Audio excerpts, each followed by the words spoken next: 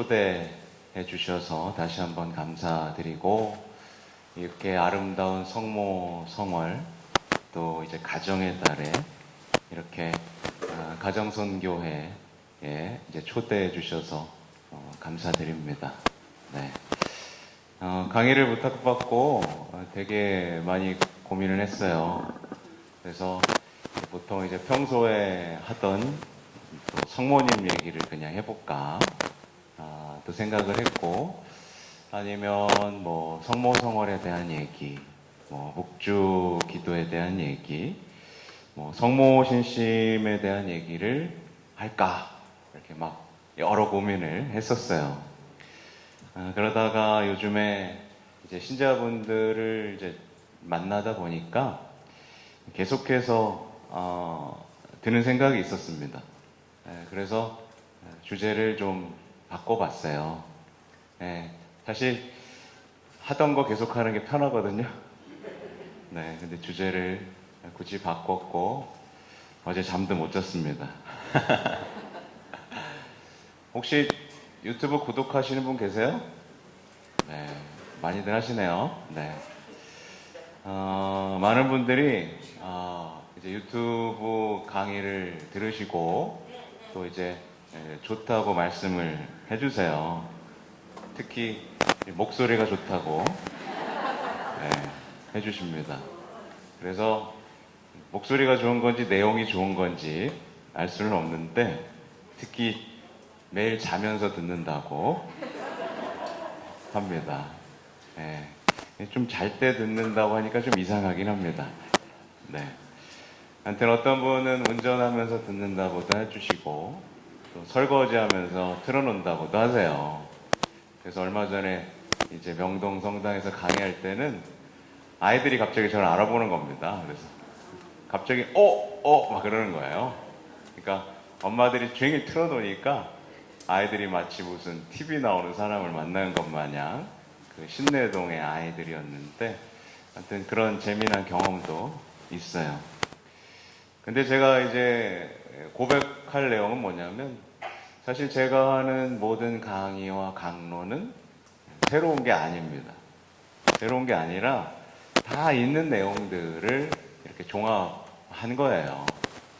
특히 제가 제일 많이 참고하는 자료들은 이 교황님의 얘기들입니다. 교황님들의 얘기를 보고 있으면 감탄사가 나오고, 감히 제가 무슨 말을 붙일 수 없을 정도로 깊이 있는 묵상을 나눠 주시기 때문에 거기에다 그냥 조금 양념치고 제가 묵상하고 이렇게 나눠 드리는 거예요. 그러니까 교황님의 말씀을 제일 많이 참고하고, 또 이제 교회 많은 문헌들, 또 성인의 말씀들, 또 주석서들, 그리고 성모님께 대한 참된 신심과 관련된 여러 가지 묵상들을 잘 조합해서 이렇게 강의나 강론할 때 이제 활용을 하죠. 그런데 요즘 나오는 책은 거의 안 봅니다. 요즘 나오는 책들은 오류도 많고, 때때로는 우리의 참된 신앙에서 우리를 떼어놓는 경우들이 요즘 요 근래에 좀 많이 생겼거든요. 그래서 잘 보지는 않습니다. 참고로 말씀드리면, 여러분들은 교황님의 말씀을 좀 자주 찾아보시나요? 안 보죠, 잘? 안 보게 되죠. 교황이, 이게 프란치스코 교황님의 말씀을 우리가 듣게 되면 우리는 왠지 그냥 따뜻하고 사랑할 것 같잖아요. 전혀 그렇지 않습니다. 굉장히 날카롭고, 때때로는 우리의 어떤 신앙의 모습을 들어보도록 콕콕 이렇게 찔러주세요. 그래서 제가 이 교황님들의 말씀을 들으면서 제가 해야 할 강론의 어떤 방향들도 그렇게 새롭게 잡고 있어요. 그래서 제 강론 들으면서 어떤 분들은 신앙 강박 생기겠네 막 이렇게 불평하시는 분들도 있고, 어떤 분들은 또 아니 뭐 다 성인이 되라는 거야 뭐야, 뭐 이런 얘기들을 하시는 분들도 있어요. 근데 사실은 예수님도 그랬고, 사도들도 그랬고, 또 교황님, 교부들도 다 그랬습니다. 그래서 사실은 제 강론은 그분들에 비하면 세요, 약해요? 약한 겁니다. 실제로 바오로 서간들을 많이 보시면 아시겠지만 바오로 서간들은 대부분 그 공동체의 어떤 문제들과 오류들을 딱 지적하고 이 거짓 예언자들에 대한 말씀들을 계속 하시거든요. 네, 맞죠? 네. 그래서 제가 너무 센 얘기를 하는 게 아니다 라는 걸 알아주셨으면 좋겠습니다. 아무튼 제가 좀 얘기가 길었는데, 그러니까 자면서도 듣는 제 강의를 자면서도 자나깨나 듣는 분들이 있는데, 그런 분들하고 이제 만날 때가 와요. 근데 만나면 그분들의 얼굴이 행복할까요? 안 행복할까요? 행복해요? 행복한 분도 있는데 잘 보면 뭐가 찌들어 있어. 예, 막 얼굴이 정말 어떤 기쁨으로 넘쳐 흐르는 게 아니라 뭔가 어두운 부분들이 보이는 겁니다. 걱정도 많아 보이고 어떤 두려움, 또 외로움, 불안, 섭섭함, 상처 이런 것들에 꽉 사로잡혀서 전혀 행복해 보이지 않을 때가 있는 겁니다. 네, 제가 기분이 어떻겠어요? 맨날 듣는데 얼굴은 죽상이다. 내가 뭐 잘못하고 있나? 라는 생각을 하게 되겠죠. 어쨌든 저는요, 이 유튜브를 통해서 제가 다 말씀드립니다. 정말 저는요, 개인적으로 강의보다는 강론을 더 중요하게 생각합니다. 매일매일 복음이 선포되고 그 복음에 대한 어떤 말씀을 선포하는 것보다 중요한 건 없거든요. 강의는 뭐랄까요? 외식 같은 거잖아요. 그죠? 그죠? 말씀의 성찬, 또 성찬의 전례, 이런 것들이 결합된 미사 안에서의 그 충만함을 준비하는 것이 가장 저에게는 보람 있는 일이고 제가 가장 최선을 다해서 준비하는 일입니다.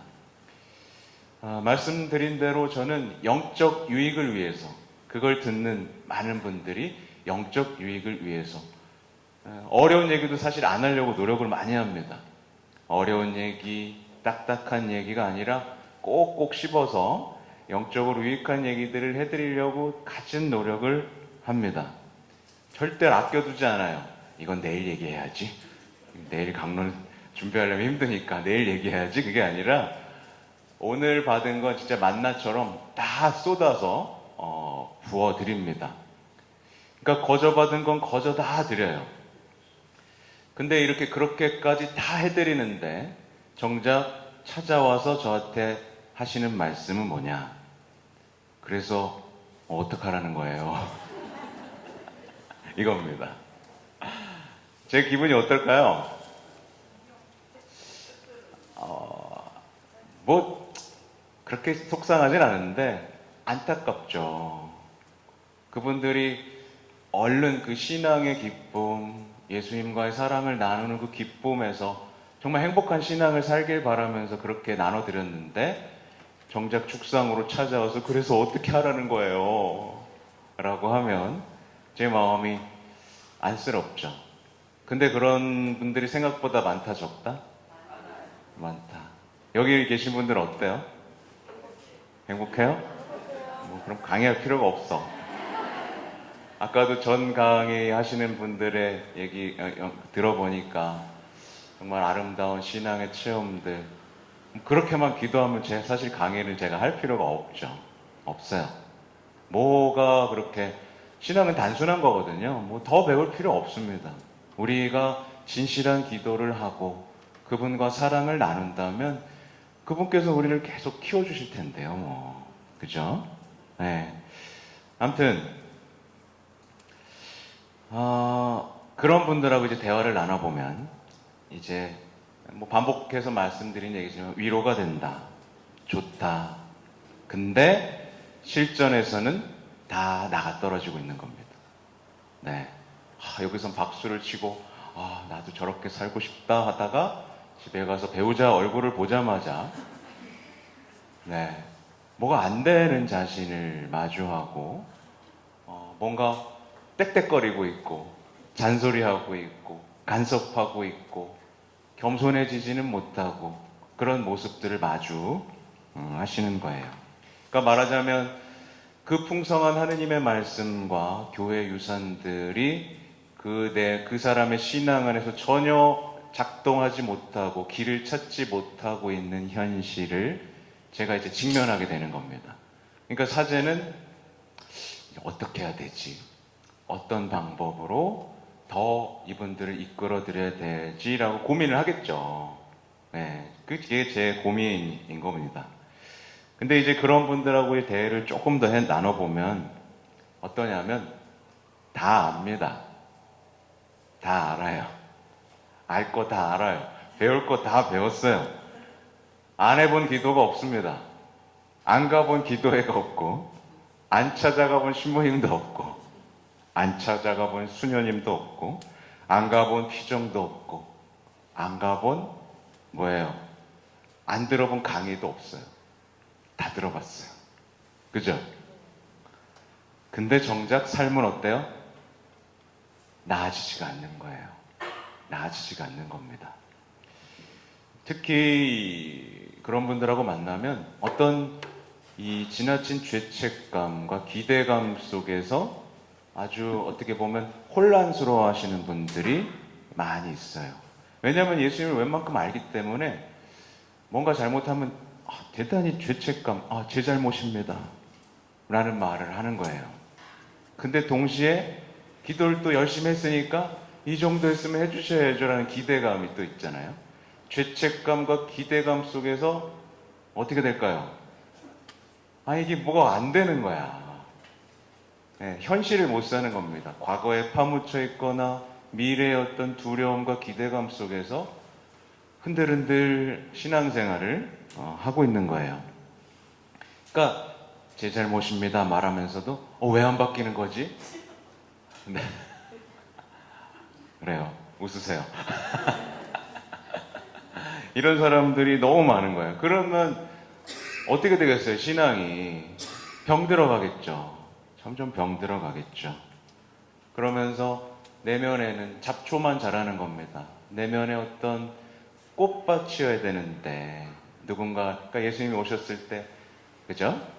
아름다운 정원이어야 되는데 어떤 불평과 불만의 잡초, 누군가에 대한 미움과 분노, 증오의 잡초들이 내면 안에서 자라고 있는 상황들인 거죠.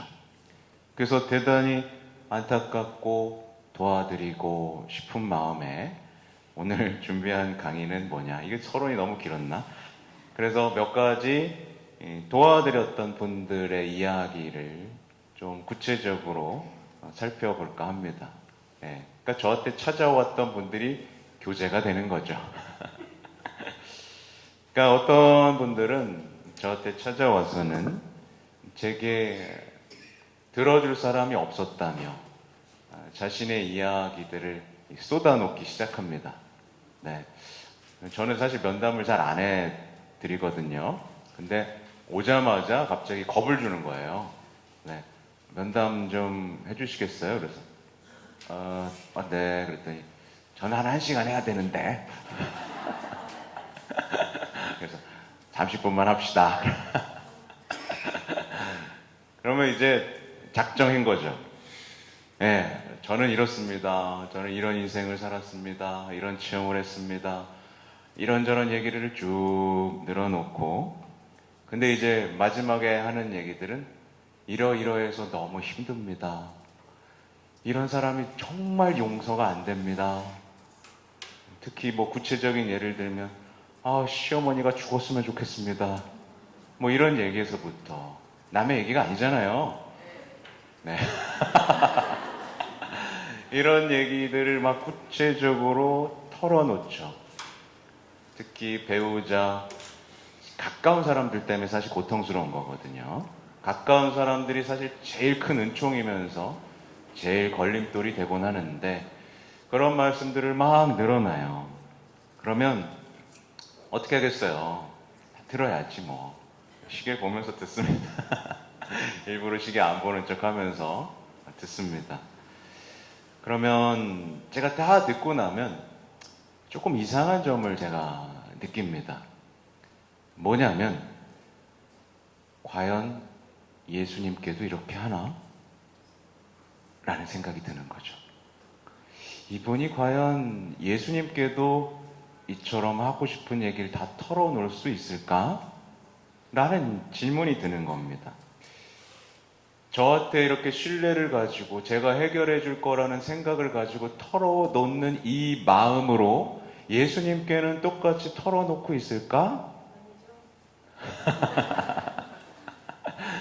그죠? 단박에 알아차립니다.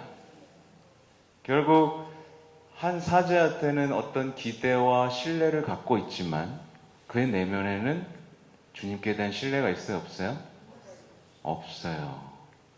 주님에 대한 신뢰도 기대도 이미 바닥난 상태인 거죠. 그래서 제가 묻죠. 혹시 예수님께는 그렇게 기도해 보셨어요? 그러면 대부분 눈이 동그래져서 네? 라고 묻습니다. 그럼 제가 이렇게 알려드려요. 신부님 하고 얘기하셨죠? 그 신부님을 예수님으로 바꿔보세요. 네, 그렇게 기도해 보세요. 왜 예수님한테 할 얘기를 저한테 하고 계세요? 라고 묻습니다. 그러면 아무튼 대부분 나 그런 생각을 한 번도 안 해봤다는 말씀이 돌아옵니다. 놀랍죠? 혹시 여기 계신 분들도 있나요? 놀라운 거예요. 아니, 왜 예수님한테는 그런 신뢰와 믿음 속에서 자신의 아픈 속마음을 털어놓지 못할까? 아무튼 저는 정말 지금 이 신뢰와 절절한 마음으로 이 섭섭함, 울분을 가지고 예수님께 털어놔보라고 말씀을 드립니다. 그게 진짜 기도라고, 그거야말로 신뢰 속에서 드리는 기도라고 말씀을 드려요. 그러면서 생각해 보죠. 과연 신앙인들이 이렇게 기도하고 있을까? 그럼 그들이 하는 기도는 뭐지? 어떤 기도를 도대체 하고 있지? 혹시 주문만 외우고 있나? 정이 가득하신 마리아님하고. 혹시 어디 가서 소리만 지르고 있나? 그런 생각을 하게 되는 겁니다. 주문만 외워서도 안 되고요. 소리만 질렀어도 안 되죠. 그죠? 이런 솔직함으로 주님 앞에 나아가 대화할 수 있어야 되겠죠. 그래서 저는 말씀해 드립니다.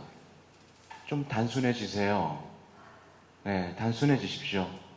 더 배울 필요 없습니다, 자매님. 더 배울 필요 없고 더 알 필요 없습니다. 신앙은 더 많이 하는 게 아니라 신앙은 그저 단순하게 사랑을 나누는 거예요.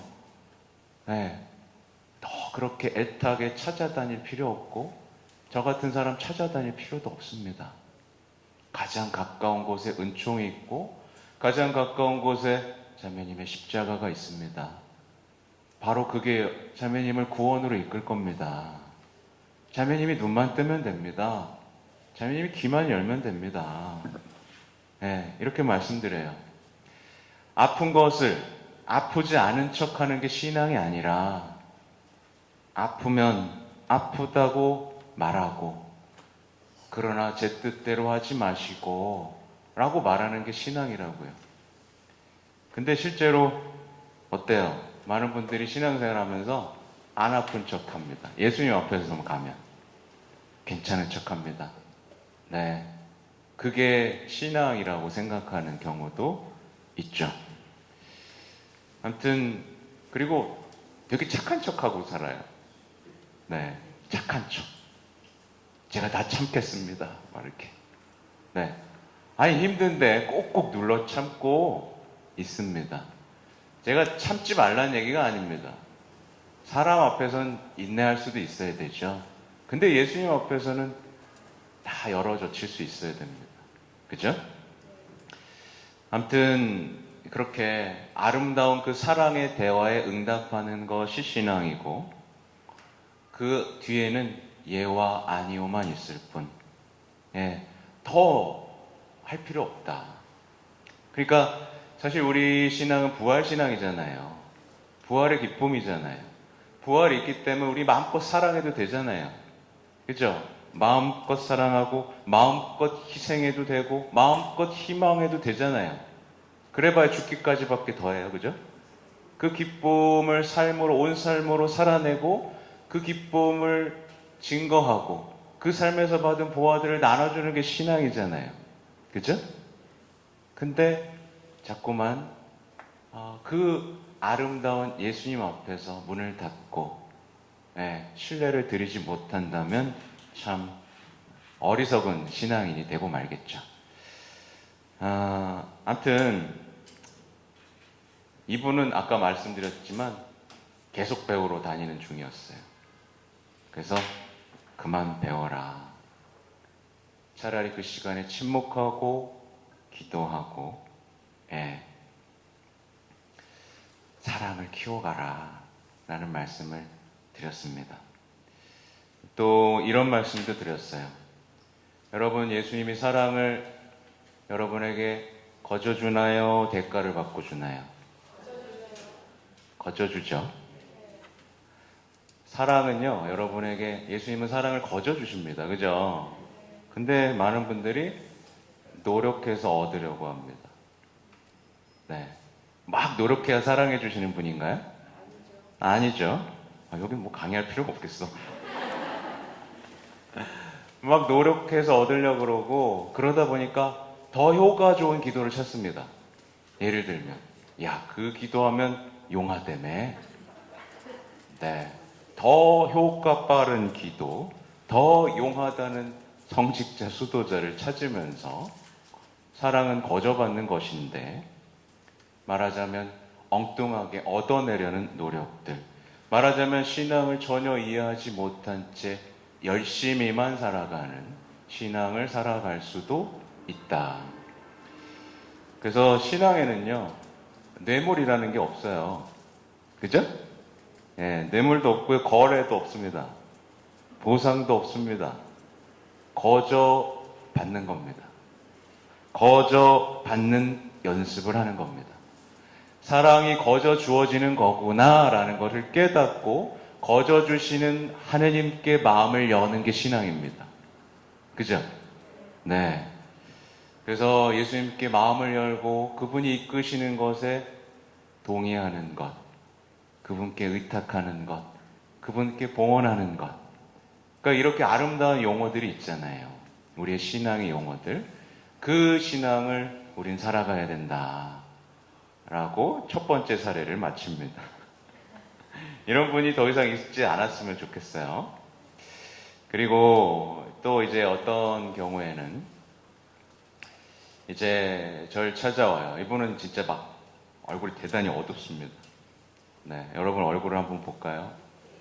마스크 써가지고 잘 모르겠지만 애써 웃는 분도 있고 어떤 경우에 이제 찾아와서 자꾸 이제 어떤 얘기를 하냐면 자꾸 부정적인 생각을 하게 된다.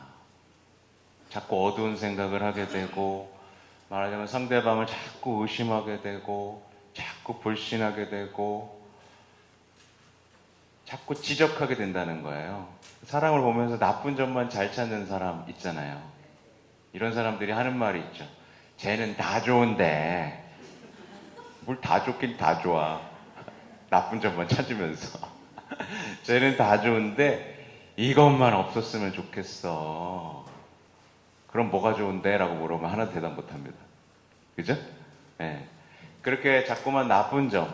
그러니까 교회에도 자꾸 나쁜 점. 저 신부는 저게 참 다 좋은데 저게 나빠. 뭐 가정성교회는 다 좋은데 뭐가 나빠. 이렇게 자꾸 찾는 사람들이 있죠. 그러니까 어둠을 배우자에게서도, 자녀에게서도, 교회 공동체에서도. 그러니까 아주 환장하겠는 거죠. 근데 이거를 이제 멈추고 싶은 거예요. 멈추고 싶은데 안 되는 겁니다. 그래서 자꾸 단체에서 나와 문제를 일으키거나, 그죠? 그러니까 어느 단체에 가서도 적응을 못합니다. 힘들어요. 안 좋은 모습들이 자꾸 보이니까 그 어둠에 휩싸입니다. 사실은 그런 어둠이 있으면 우리 뭐 해야 되죠? 네, 거기서 빛이 되면 되거든요. 거기서 환하게 빛을 뿜고 주님을 증거하는 삶을 살면 되거든요. 네, 그러면 됩니다. 네, 좀 힘들죠. 힘들어요. 네, 빛이 난다는 것, 소금이 된다는 것, 네, 자신을 태워야 된다는 거 우리가 다 배웠잖아요. 그러니까 예수님도 환한 빛이 되시기 위해서 그 십자가의 길을 걸었잖아요. 그죠? 아무튼 자꾸만 나쁜 생각들, 나쁜 것들을 보게 되는 사람들이 있습니다. 근데 이제 여기에 대해서는 해결책으로 사실 우리는 복음을 봐야 되죠. 근데 사람들은 복음을 안 보고 다른 방법을 찾기 시작했어요.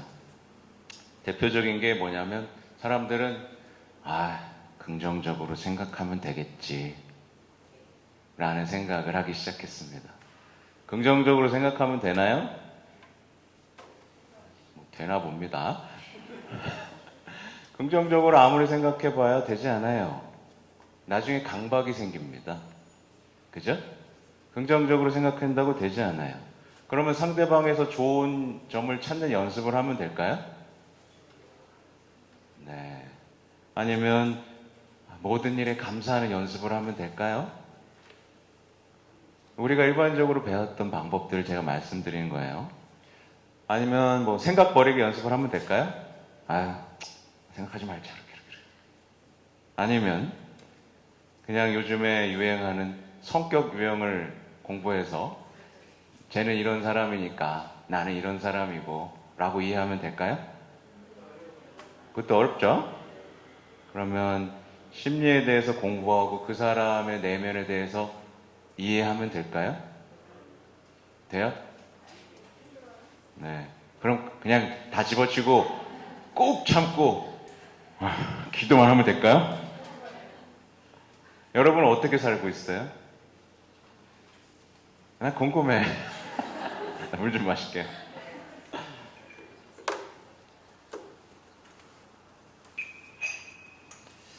많은 분들이요, 대부분 여기 안에서 방향을 잡습니다. 네, 방향을 잡고 병에 걸립니다. 그러니까 화병에 걸리고 정말 어떤 신앙의 기쁨으로 사는 게 아니라 자꾸만 아파지는 거죠. 그렇죠? 그러니까 아프니까 얼굴이 어떻게 되겠어? 죽상이 되는 거죠. 그러니까 이렇게 되면 제가 아까 말씀드린 대로 어떤 강박, 좋은 점을 찾아야 돼, 긍정적으로 생각해야 돼라고 하다가 결국에는 어떤 정신적인 어떤 분열 증세까지 가기도 합니다. 이런 분들이 있다면 뭐부터 해야 될까? 저는 어떤 얘기를 드리고 싶냐면 제일 먼저 진단해야 되는 건 그 사람과 하나님과의 관계입니다. 네, 이게 답이에요. 그분은 하느님과의 사랑과 신뢰 관계가 이미 깨져 있는 겁니다. 하느님과의 사랑과 신뢰가 깨졌기 때문에 누구도 신뢰할 수 없고 누구도 사랑할 수 없는 상태가 되어버린 상태라는 것부터 보셔야 되는 거예요. 인간에 대한 신뢰는요, 하느님에 대한 신뢰에서부터 시작됩니다. 그죠? 이게 없으면 그 누구도 어떻게 믿어요? 나를 지켜야 되는데. 하느님을 신뢰하고 하느님을 사랑하면요, 인간을 거침없이 신뢰할 수 있게 됩니다. 그들이 나를 배신하고 그들이 나를 미워할지라도 나는 주님이 있으니까요. 근데 이 엉뚱한 것을 보지 않고 하나님과의 관계를 진단해야 되는데 자꾸 엉뚱한 방법을 쓰고 있는 겁니다. 말하자면 이런 분들은 복음 속에서 큰아들의 신앙을 살고 있는 거예요. 돌아온 탕자 얘기에서 큰아들 아시죠? 큰아들은 아버지하고 함께 살았지만 아버지를 사랑이라고 느껴본 적이 없어요. 그죠? 그래서 그냥 뭐랄까요? 이 아들의 신앙을 사는 사람들은요, 고해성사 볼 것도 없습니다. 내가 뭘 잘못했어? 아빠가 잘못했잖아. 그러니까 아빠가 작은 아들 받아들이니까 어때요? 아버지가 야속해요. 아버지한테 섭섭해요. 네. 그죠? 아버지한테 배신감을 느끼죠. 그쵸? 네. 신뢰가 있어요? 없어요? 사랑이 있어요? 없어요? 그러니까 아버지의 관계가 이렇게 뒤틀리면 그 누구와의 관계도 회복될 수 없다. 이겁니다. 아버지와의 관계가 상실된 채 아무리 내가 신앙의 바벨탑을 쌓는다 하더라도 이 끝은 뭐예요? 분열입니다.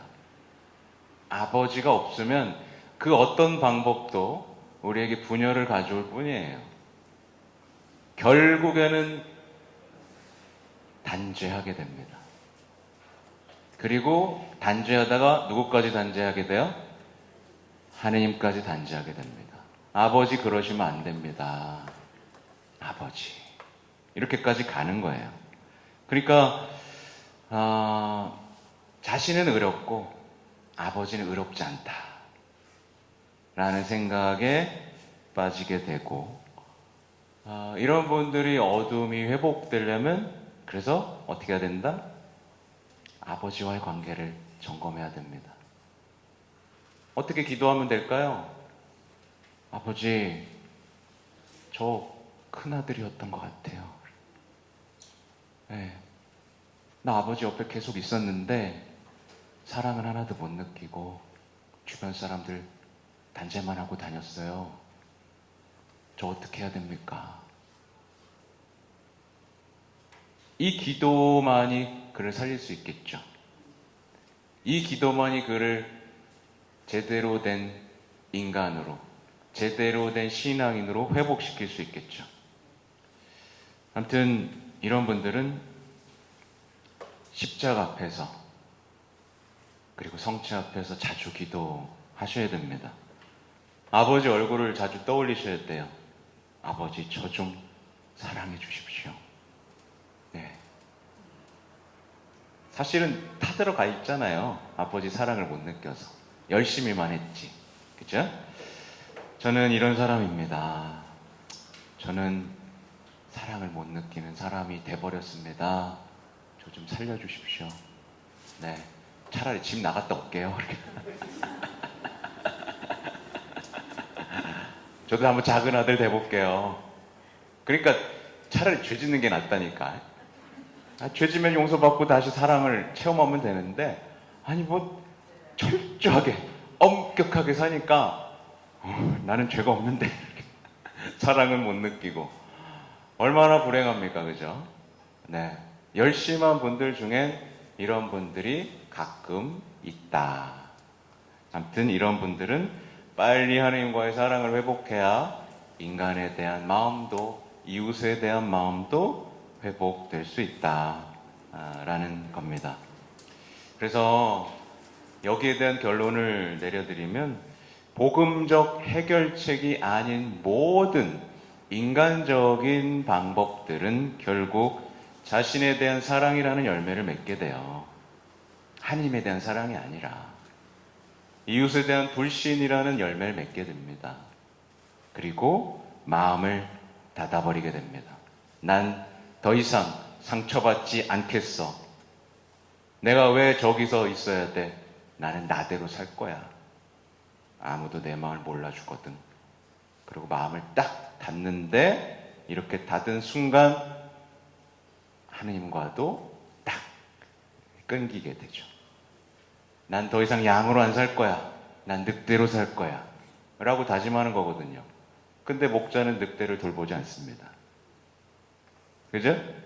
양이어야 돌봐요. 근데 난 늑대로, 난 더 이상 상처받지 않는 외로운 늑대로 살겠어. 이러면 이제 예수님을 다 잃어버리게 되는 거죠. 네, 길이요 진리요 생명이시라고 외치긴 하지만 늘 혼자 따라다니는, 네, 갖은 순환 속에 살아가는 공허하고 외로운 푸른 풀밭은 구경도 못 해본 외로운 늑대, 누군가를 죽여야만 내가 살 것 같은 그런 늑대가 돼버리고 말겠죠.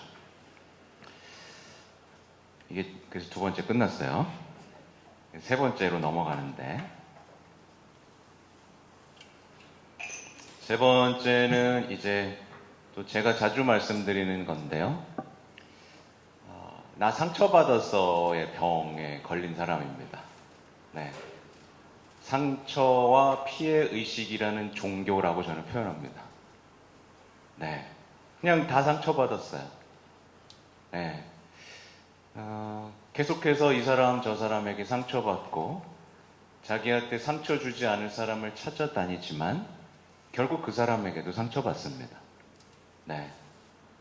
저한테도 찾아왔는데 제가 좀 바른 얘기 해주면 신부님 저 상처받았어요. 그러면 이제 상처받았잖아요. 그럼 제가 더 이상 해줄 수 있는 게 어디 있어요? 없어요? 없어요. 없습니다. 더 이상 해줄 수 있는 게 없어요. 이 상처받은 사람의 특징은 자기가 듣고 싶은 얘기를 들을 때까지 사람을 찾아다닙니다. 네. 자기를 위로해준 사람을 만날 때까지. 네. 그리고 그 한 사람을 잡아가지고 지칠 때까지 빨아먹습니다. 특히 착한 사람들이 여기 걸려듭니다. 그래서 잘해줘요. 변할 수 있겠지. 변했으면 좋겠어요. 변했으면 좋겠습니다. 그 사람을 알고 회복되고 정말 제대로 된 어떤 사람이 됐으면 좋겠어요. 간절합니다. 근데 이렇게 하면 어떻게 해야 될까? 이런 분 어떻게 해야 될까요? 자, 이런 분들은 어떻게 해야 될까? 벌써 제가 얘기를 해버렸는데, 이런 분들은 이제 해결책으로 자기의 이야기를 들어주는 사람들을 찾아다닙니다. 이게 첫 번째죠. 찾아다닙니다. 네. 그래서 고해소에 와서도 신부님, 아니 좀 그죠? 계속 자기 얘기를 하고 고해소에서도 하고요. 고해소에서 쫓겨나면 이제 카페 가서 하고요. 카페에서 이제 더 이상 사람이 없으면 이제 돈 주고 상담하러 갑니다. 그죠? 상담하면서 상처를 치유받으려고 합니다. 치유받았으면 좋겠어요. 네, 치유받았으면 좋겠습니다. 진짜예요. 아니면 다른 데로 이제 마음을 바꾸죠.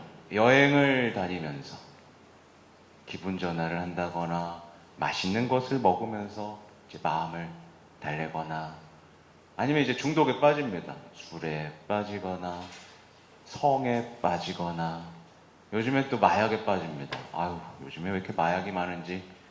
그죠? 아니면 관계를 끊어버립니다. 외톨이가 됩니다. 때때로는 그냥 계속 험담하고 뒷담화하면서 화를 풀죠. 그래서 뒷담화가 하나의 문화가 돼버렸죠. 네. 어딜 가나, 특히 사회생활 하시는 분들은 아실 거예요. 뒷담화 안 하면 대화가 안 돼. 그죠? 그래서 되게 고민이 많으신 분들이 많아요. 하고 싶지 않은데. 아무튼 그렇게 하다 보면 어느 정도 위로를 받고 건강하게 사는 것처럼 보이지만 그 상처받는 삶에서는 사실 빠져나오기가 어렵습니다. 그리고 그 상처받은 마음은 미움과 분노로 커지면서 그의 삶을 갉아먹기 시작하죠. 사람에게 의지하는 건요, 더 안 좋습니다. 사람한테 의지하면요, 결국 우상숭배의 길을 가는 거죠. 사람에게 의지하는. 네. 뭐 그래서 뭐 다른 얘기지만 신부하고 친하고 싶은 사람들이 있어요. 네, 신부하고 친하려고 하고 신부하고 정 붙이려고 하는 사람이 있습니다.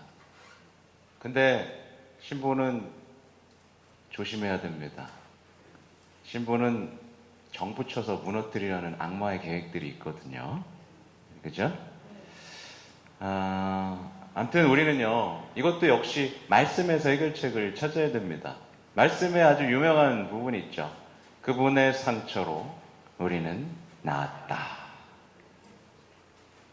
이 말씀이 있는데도 복음이 아닌 것들로 해결책을 찾는 분들은 불행합니다. 부활하신 분 예수님께서는 상처를 숨기지 않으셨어요.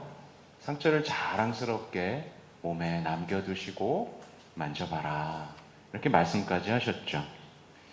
상처를 상처로 되갚는 게 아니라 상처를 사랑, 용서로 또 승리로 변화시키셨습니다.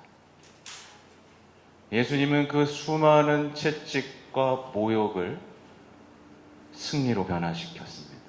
그래서 우리가 예수님의 상처 안에 머문다면 우리도 어떻게 될 수 있다? 나을 수 있다. 그러니까 예수님의 상처에 답이 있는 거예요. 예수님의 상처에 답이 있고요. 그래서 자비의 예수님 상, 그죠? 그리고 우리에게 아주 보석 같은 신앙 있잖아요. 예수 성심, 성모 성심. 그 성심들은 다 고통받고 있습니다. 상처 투성이죠. 네. 그것을 바라보면서 우리는 모두 나을 수가 있어요. 우리는 자신에 대한 연민에서 벗어나야 되는 거예요.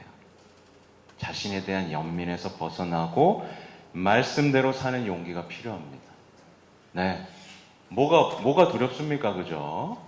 그죠? 예수님 부활하셨는데 그 상처 투성인 삶으로 무너지셨지만 부활하셨잖아요. 근데 우리가 부활을 꿈꾸는 사람이 상처 때문에 주저앉고 천국을 바라보는 것을 멈춰야 되겠어요? 아니죠. 그러니까 예수님께서는 당신의 삶을 통해서 보여주십니다. 그 상처를 통해 세상을 구하라고. 그 상처로 너도 세상을 구하라고. 그 상처와 희생으로 많은 죄인들을 회개하게 하라고. 그죠? 그걸 바치라고 말씀을 하시잖아요. 그러니까 결국 자신에게서 벗어나는 게 중요하고요. 자신이 주인공이기를 포기해야 되는 겁니다. 그리고 십자가를 용기 있게 받아들여야 되고, 그렇게 자신에 대한, 여러분에게도 예언이 있어요. 그죠? 여러분에게 하고 싶은 일들이 얼마나 많은데요. 여러분에 대한 예언을 성취하는 사람이 되셔야 됩니다. 예언이 있는 삶. 우리가 작은 일에 충실하면 예수님께서는 우리에 대한 계획들을 보여주시죠. 특히 그 작은 일의 충실은 대부분 가정에서 이루어집니다. 근데 우리가 가정에서 상처로 무너져 버린다면 우리에게 주어진 예언들을 살아낼 수 있겠어요? 못 살아내죠. 네. 가정에 상처도 있지만 그 어려운 십자가를 통해서 우리를 성인으로 만들고 싶으신 최고의 은총들이 가정에 있습니다. 가정은 정말 예수님께서 가장 지켜주고 싶은 공동체입니다. 다 쏟아부어 주세요. 그죠? 가정을 지켜내라고.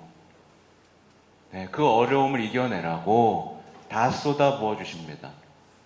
그걸 지켜내야 되는 거예요. 악마가 제일 원하는 게 뭐예요? 가정이 무너지는 겁니다. 사제를 무너뜨리는 거, 교회를 무너뜨리는 거. 우리는 가정에서 어려움을 겪을 때마다 도와주시는 주님을 생각해야 되고 무너뜨리려는 악마의 계략을 떠올려야 됩니다. 그리고 모든 가정의 해결책은 성가정에 다 있다. 세련된 척 하지 말고, 남녀 평등 막 이런 거 주장하지 말고, 남자와 여자의 그 고유한 아름다움을 살아냈던 성 요셉과 성모님의 삶에 우리 가정이 회복되는 그 질서가 숨어 있다는 걸 받아들일 수 있어야 돼요. 그거 인정 못하면 우리는 아무리 노력해도 회복될 수가 없습니다. 아무튼 모든 인간은요, 사랑받아서 행복해지는 게 아니라 언제 행복하는 거예요? 사랑할 때 행복합니다. 그래서 계명을 잘 보시면 됩니다. 첫째 계명 뭐예요? 하나님을 사랑하라잖아요. 그죠? 네. 하나님을 사랑하고 이웃을 사랑하는 것으로 우리는 존재를 회복하고 행복해질 수 있는 거지, 어디서 사랑받아야 되지? 라고 쫓아다니면서 우리가 행복해지는 것이 아니다. 네. 상처가 더 이상 여러분의 삶을 갉아먹지 않도록 우리는 깨어 있어야 된다. 라는 걸 말씀을 드립니다. 그리고 자기에게서 벌어지는 모든 일을 너무 다 영적으로만 해석하는 분들이에요. 뭐가 이렇게 좋으신가 봐요. 그죠? 다 영적으로, 병적으로 해석하는 케이스들.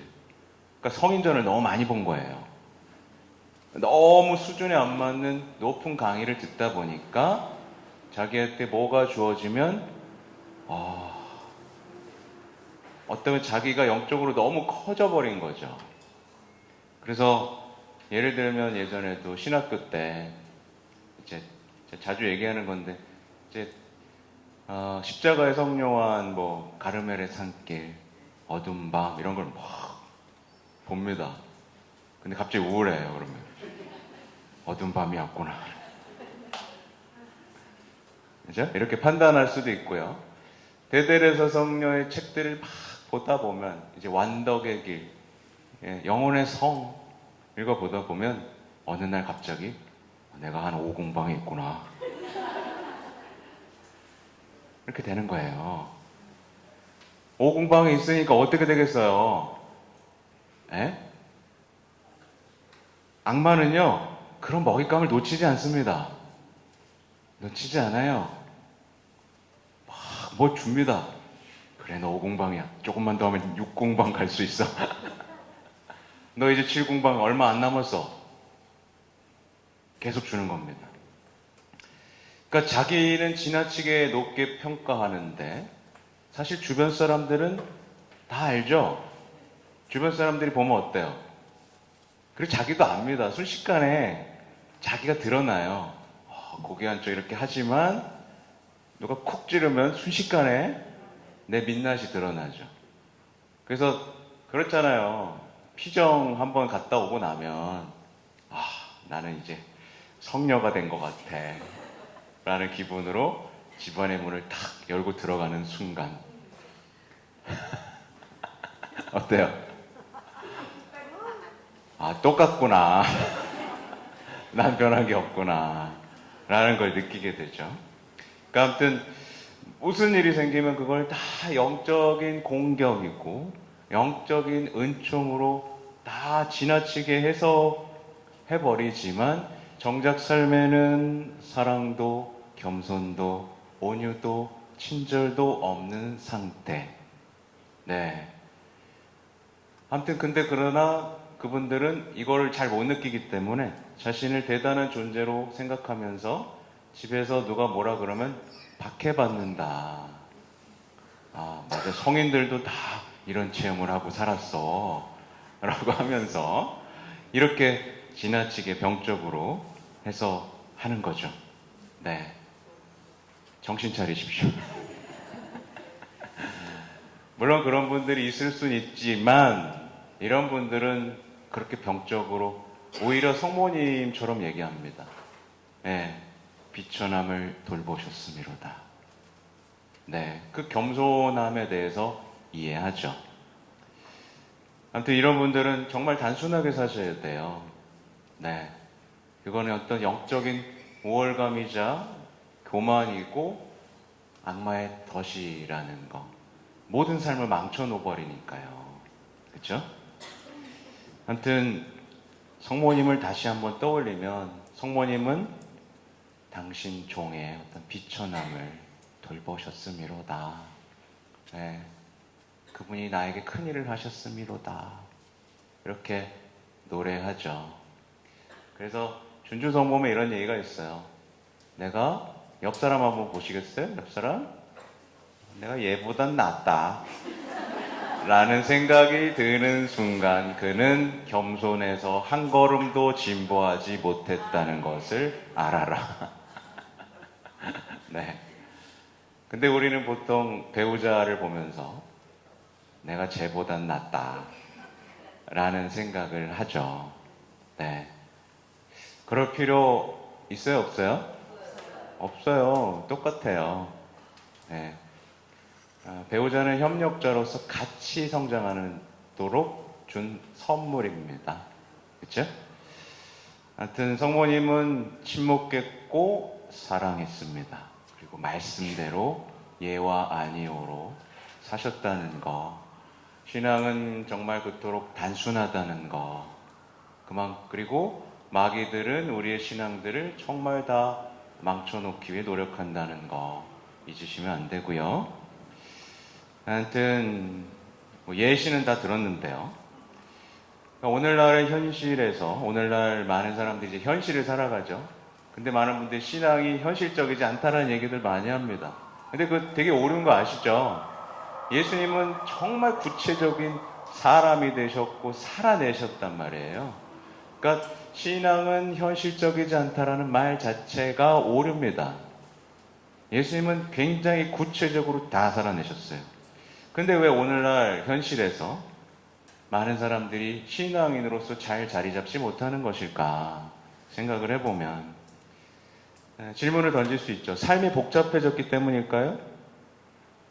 삶이 너무 복잡해져서 그것을 예수님의 그 단순한 말씀으로는 살아낼 수 없기 때문일까요? 아니죠? 예수님께서 더 구체적인 예시를 일일이 다 들어주셔야 됐을까요? 이럴 땐 이렇게 하고 저럴 땐 저렇게 하고 그랬어야 됐을까요? 아니죠. 예수님은요 다 말씀하셨고 다 이루셨고 모든 것에서 승리하셨습니다. 사랑이 이긴다고 말씀하셨고요. 그죠? 제가 생각할 때 오늘날 현대인들에게 신앙이 자리 잡지 못하는 이유는 단순해요. 예수님을 흉내내는 그럴듯한 목소리들이 너무 많아졌다. 이게 제가 내린 결론입니다. 목자를 흉내내는 도둑과 강도들이 많아졌는데 사람들은 그 그럴듯한 목소리에 넘어가 버리는 거예요. 제가 이미 얘기 드린 대로 복음의 해결책이 다 있는데 사람들은 뭐래요 자꾸? 나름대로의 해결책과 지혜로 손을 뻗죠. 맞죠? 그 목소리를 따라가고 있는 거예요. 그러니까 착한 목자의 목소리를 따라가야 할 시간, 그분의 말을 듣고 그분과 사랑을 나누고 침묵하며 곁에 머물러야 할 시간에 계속 배우고 계속 듣고 계속 자기가 사랑할 것을 찾고 계속해서 자기의 길을 가는 겁니다. 동시에 세상도 누리고 주님도 누리는 마음도 동시에 있죠. 악마에겐 정말 이처럼 쉬운 먹잇감이 없습니다. 그래서 열심히 하면서도 신앙적으로는 빈털터리가 되는 사람들이 많은 거예요. 그죠? 온갖 너무 많은 목소리를 듣고 있으니까 영적으로 성장하지 못한 채 세월만 보내는 말씀이 뭐가 부족해서 그렇죠? 제가 히아친타나 프란치스코 성인 얘기를 자주 하는데 그 아이 얼마나 단순하게 성모님이 시키는 기도 몇 가지 하고 찾아오라는 거 오고 그죠? 효리 이만큼 배워가지고 얼마나 잘 살았습니까? 그죠? 그리고 여러분 있는 것 부족해요? 안 부족해요. 넘쳐요. 오히려 넘칩니다. 도둑을 따라가면 안 됩니다. 도둑을 따라가면 많이 배웠는데도 아무것도 모르는 사람이 됩니다. 어쩔 줄 몰라요. 많이 배웠어요. 근데 정작 현실적인 어려움과 어떤 영적인 그죠? 이게 왔는데 어떡해요, 신부님? 그렇게 많이 배워놓고 왜 그런 얘기를 하는 거예요? 그러니까 새로운 것만 찾다가 이미 갖고 있는 건 활용하지 못하는 사람이 돼버리는 겁니다. 이게 성경적으로 표현하면 입만 무성한 나무인 거예요. 입만 무성해요. 많은 것도 많고 가본 데도 많고 배운 것도 많아요. 근데 열마가 없어요. 예수님이 어떻게 하라 그래요? 잘라버려라. 네, 가치 없죠? 예수님은 때때로는 가치 없습니다. 저는 자주 말씀드려요. 예수님이 심판에 대한 얘기를 많이 하셨게요? 자비에 대한 얘기 많이 하셨게요? 심판입니다. 통계를 내보면. 네, 통계를 내보면 심판에 대해. 그래서 깨어있어라 아마 그런 얘기가 훨씬 많잖아요. 그죠? 입만 무성한 나무가 되면 이런 분들이 이런 얘기를 하는 거예요. 묵주기도를 열심히 합니다만 묵상이 안 됩니다. 여러분 묵상 잘 돼요? 안 돼요? 입만 무성하네 이거. 묵주기도를 하면 신비 묵상이 돼요. 거기에 예수님의 온 생애가 담겨 있고 그 예수님의 생애를 묵상하면서 그분의 얼굴을 떠올리고 내 삶의 자양분을 얻는 거예요. 그죠? 빨리 해치우는 게 아닙니다. 해치워서 영적 쾌감과 성취감을 얻는 게 아니에요. 사랑을 나누는 겁니다. 기도의 기본은 성취감이 아니에요. 기도의 기본은 사랑을 나누는 겁니다. 그죠? 그리고 성체주발을 하는데 가만히 있질 못하겠다는 거예요. 좀 있으셔. 묵주라도 잡아야 되나? 책을 봐야 되나?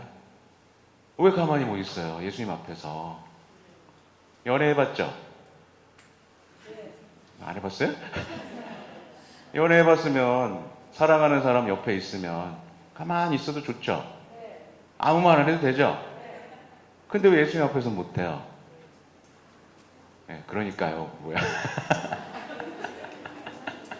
왜 자꾸 뭘 찾아요? 네? 왜 자꾸 묵주 쥐고 뭐 책 읽고 묵상집하고 그분이 나랑 대화하려고 내 눈앞에 있는데 또 성체를 보시면서도 무덤덤하기만 하다는 얘기도 있고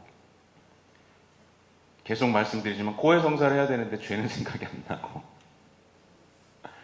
고해성사를 하는데 죄는 생각 안 나는 분들은 하나님의 자비에 대해서 이해하지 못했기 때문에 그래요. 자비를 체험해 본 적이 없어서 그래요. 자비를 체험해 본 적이 없으면 용서도 어려워요. 왜냐하면 용서를 받아본 적이 없거든. 내가 왜 용서해야 돼? 라고 말을 하거든요. 성령을 따르고 싶어 합니다. 성령을 따라야죠, 그죠? 뜨겁게. 근데 어떻게 따라야 되는지 모른다고 얘기합니다. 자비에 의탁하고 싶은데, 자비에 의탁하라 그러잖아요. 그죠? 예수님, 저는 당신께 의탁합니다. 근데 어떤 분들은 이 기도를 하면서도 자비에 의탁하는 게 뭐지? 뭐지? 스스로 설명할 수 없는, 내 신앙에 대해서 설명할 수 없는 상태. 묵주기도를 하면 왜 좋지? 설명할 수 없는 상태. 제가 레지오 마리아 강의 가면 이런 얘기 합니다. 여러분들 레지오 마리아예요. 성모님의 군대입니다. 성모 신심이 있어야 되고요.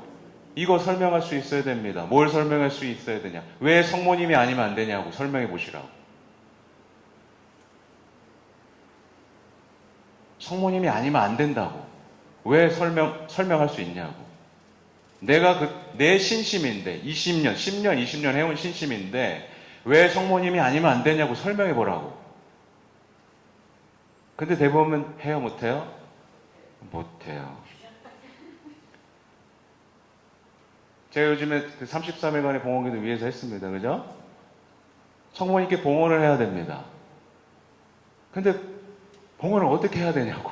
이 봉헌이 뭐냐고. 봉헌이 나에게 무슨 의미가 있냐고. 봉헌하면 내 거 다 뺏기는 거 아니냐고. 뭐 이런 질문들. 결정적으로 하느님은 사랑이신데 사랑을 느끼지 못하겠다고.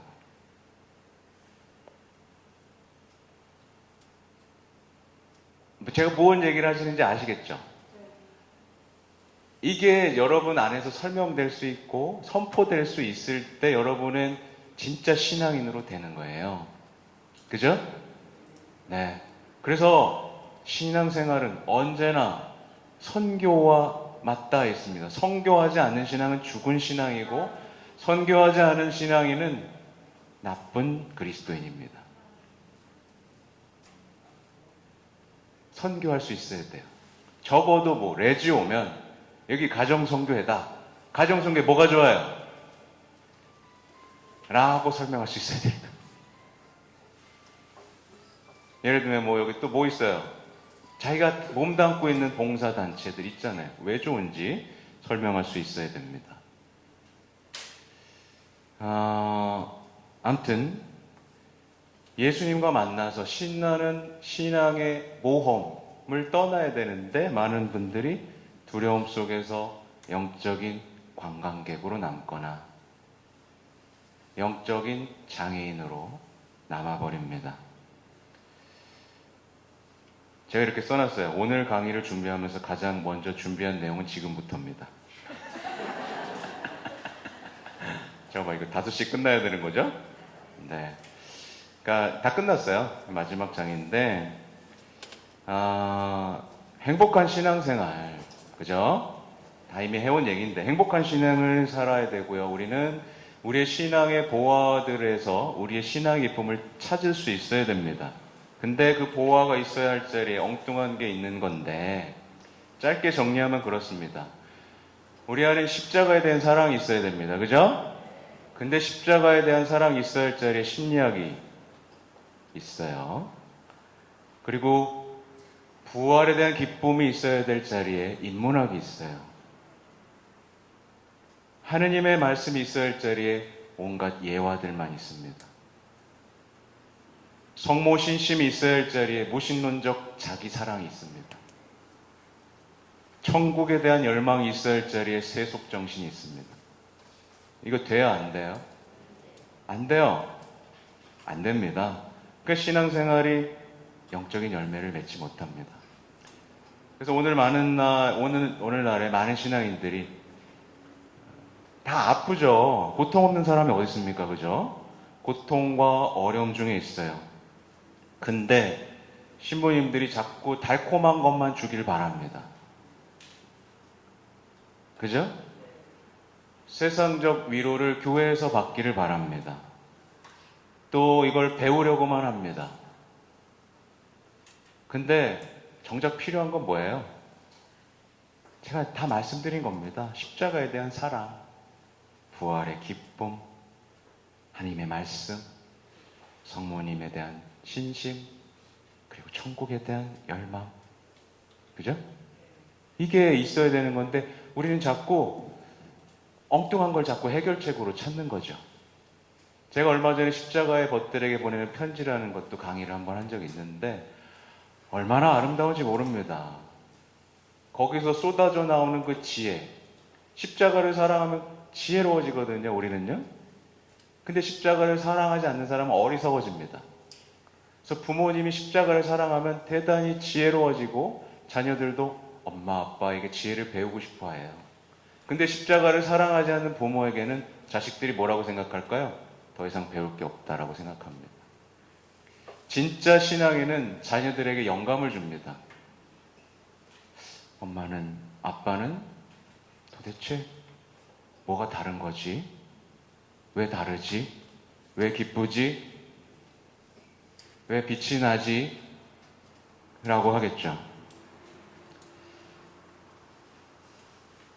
오늘날의 안타까운 현실을 진단하면 예수님을 알고 사랑하는 것에 실패한 사람들이 뭘 만들어요? 자꾸 예수님의 대체품, 다른 가르침, 다른 해결책들을 제시합니다. 실제로 어떤 경우도 뭐냐면 수녀님이었는데 스님이 되는 거예요. 뭐 그럴 수 있다라고 생각할 수 있지만 여러분 그럴 수 있을 것 같아요? 예수님 만나면? 못해요. 어떻게 예수님을 버려요? 그 사람은 그냥 수행자였던 거예요. 그냥 마음 편하고 평화롭게 살고 싶었던 수행자였던 거예요. 여러분도 그렇게 될 수 있습니다. 그냥 마음 편한 수행자, 평화로운 사람이 되길 원한다면 여러분은 복음에서 위로받는 게 아니라 오히려 스님 말씀이 더 좋고 인문학 강의가 더 좋고 다른 것들이 더 좋을 거예요. 그죠? 근데 왜 그렇다? 그런 사람의 특징은 예수님을 만나지 못했기 때문에, 예수님을 알고 사랑하는데 실패했기 때문에. 그 마무리합니다. 뭐냐면 신앙은요, 어떤 실천을 더하고 계명을 더하는 게 아니라 예수님을 맞아들인 거예요. 그게 신앙입니다. 삶에서 그분을 맞아들이는 게 신앙이고 그분과 함께 사랑의 역사를 쓰는 게 신앙이에요. 그죠? 그걸 혼자 할 수 없을 때 성모님께 의탁하는 게 신앙인 겁니다. 그죠? 그러니까 주님은 우리와 사랑의 관계를 맺기를 원하시는 거예요. 이걸 놓치시면 안 됩니다. 하나님을 사랑하는 게 첫째 계명인 이유가 있어요. 그죠? 사랑하기 어렵다고 하는 분들이 있어요. 근데 자녀랑은 잘 사랑하더라. 특히 반려동물하고는 얼마나 잘 사랑하는지 몰라요. 아이고 내 새끼. 그 사랑의 역동을 주님께로 한번 가보세요. 그럼 사랑할 수 없겠어요? 네. 아니 걔한테 기도하고 있어요. 네. 내가 말이야 오늘 참 힘든 일이 있었어. 그러면 끙끙 그래 너밖에 없다. 그 사랑의 방법을 주님과 나눠보시라는 거예요. 그러면 주님과 사랑을 나눌 수 있고 그분과 사랑의 역사를 살 수 있겠죠. 그러면 그때부터 질문은 사라집니다. 예와 아니오만 있어요. 두려움도 사라집니다. 그리고 난해했고 당황스러웠던 말씀들이 사랑이라고 느껴지겠죠. 그죠? 평소에 하기 싫었던 어려웠던 기도들이 좋아지겠죠. 그러니까 최종 결론은 뭐겠어요? 사랑이 바꾸는 거예요. 우리의 노력과 열성이 바꾸는 게 아니라 사랑이 우리의 삶을 바꿉니다. 그래서 하나님은 사랑이신 겁니다. 모든 피정, 모든 교육, 모든 교리의 최종 결론은 하나님은 사랑이십니다. 아셨죠? 노력, 배움, 지식은 사랑을 바꾸지 못합니다. 사랑이 바꿉니다. 우리가 사랑을 하게 되면 우리에게는 예수님이 사랑하셨던 것들이 눈에 보이기 시작합니다. 왜냐하면 사랑하니까. 예수님이 사랑하셨던 게 뭐예요? 성모님 사랑하셨죠. 교회 사랑하셨죠. 십자가 사랑하셨죠. 그 사랑하셨던 걸 우리도 사랑하게 되는 겁니다. 네. 아셨죠?